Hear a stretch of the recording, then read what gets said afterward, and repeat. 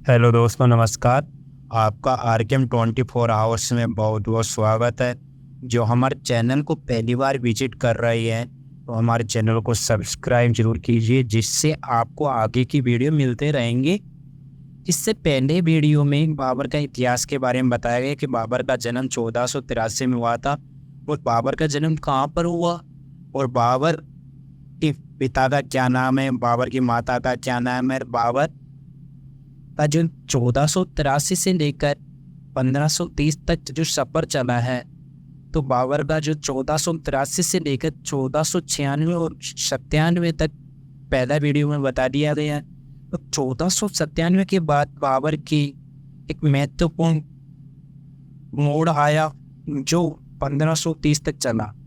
इस समय बाबर ने समरकंद पर कब्जा करने की कोशिश की, लेकिन बार बार प्रयास करने के बाद भी सफलता नहीं मिली। बाबर ने कई युद्ध लड़े लेकिन फिर भी सफलता नहीं मिल पाई। बाबर का एक मकसद था मुगल साम्राज्य की स्थापना करना, तो उसके लिए बाबर को कई कठिनाइयों का सामना किया। इसके बाद भारत की ओर बढ़ने की शुरुआत कर दिया। 1504 में बाबर ने काबुल पर कब्जा किया और उसे मुख्यालय बना दिया। इसके बाद बाबर ने भारत में अपनी निगाहें जमाई कि दादा जो तैमूर थे पहले ही भारत पर आक्रमण किया था। तो बाबर भाई साहब ने सोचा जो अपना वंश ने भारत पर आक्रमण किया था, तो उसी ही दावों के आधार पर भारत को जीतने का सपना देख रहा था। तो इधर इब्राहिम लोदी बाबर के रिश्तेदार थे, तो बाबर ने सोचा क्योंकि इधर तो दाल गल रही नहीं थी, उधर काबुल पे भी ज़्यादा दिन नहीं टिक पाए, तो बाबर ने क्या किया, इधर भारत की ओर आगे वो भारत की ओर बढ़े।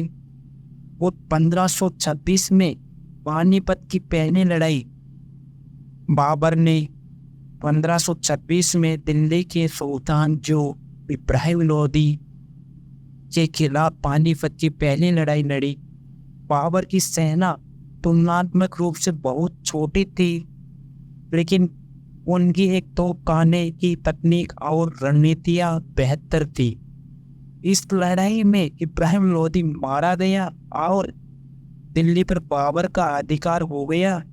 ये जीत भारत में मुगल साम्राज्य की स्थापना और एक प्रारंभिक बिंदु था। यानी भारत में मुगल साम्राज्य की बहुत बड़ी जीत थी। इसके बाद भी बाबर वापस जाने का नाम नहीं ले रहे थे। इधर मेवाड़ के राणा सांगा को राजपूतों के शासकों से एक चुनौती मिली, खासकर मेवाड़ के राणा सांगा। ये खानवा की लड़ाई 1527 में बाबर ने राणा सांगा को हराया और अपनी स्थिति मजबूत किया। बाबर की और स्थिति मजबूत हो गई। बाबर का आत्मविश्वास और बढ़ गया। बाबर ने धीरे धीरे इधर कब्जा करने लग गया भारत में। फिर इसके बाद 1528 में चंदेरी की लड़ाई, खानवा की लड़ाई के बाद भी बाबर के लिए चुनौती खत्म नहीं हुई थी। एक चुनौती के बाद एक चुनौती आ रही थी। 1528 में उन्होंने चंदेरी के किले पर हमला किया जो राजपूतों के नियंत्रण में था।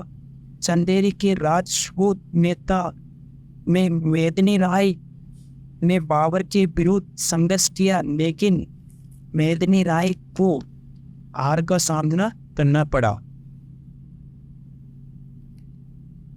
इधर बाबर भाई साहब फिर जीत चुके हैं। फिर इसके बाद में एक और चुनौती का सामना करना पड़ा, घाघरा की लड़ाई। 1529 में बाबर ने पूरे भारत की ओर ध्यान दिया। अफगान शासकों और बंगाल के सुल्तानों ने बाबर की सत्ता को चुनौती दी। घाघरा की लड़ाई में बाबर ने अफगानों और बंगाल के सुल्तानों की गठजोड़ सेना को हराया। इस लड़ाई के गंगा के मैदान पर बाबर का नियंत्रण और भी मजबूत हो गया। इसके मुगल वंश की नींव मजबूत करने के लिए कई कदम उठाए। बाबर भाई साहब का 27 दिसंबर 1530 को बाबर का सफर खत्म हो चुका। बाबर चल बसे। इसके बाद में बाबर के बड़ा वायु आते हैं और मुगल साम्राज्य का दूसरा कार्यकाल चालू करते हैं, वो जो नेक्स्ट वीडियो में पढ़ाया जाएगा। Thank you so much.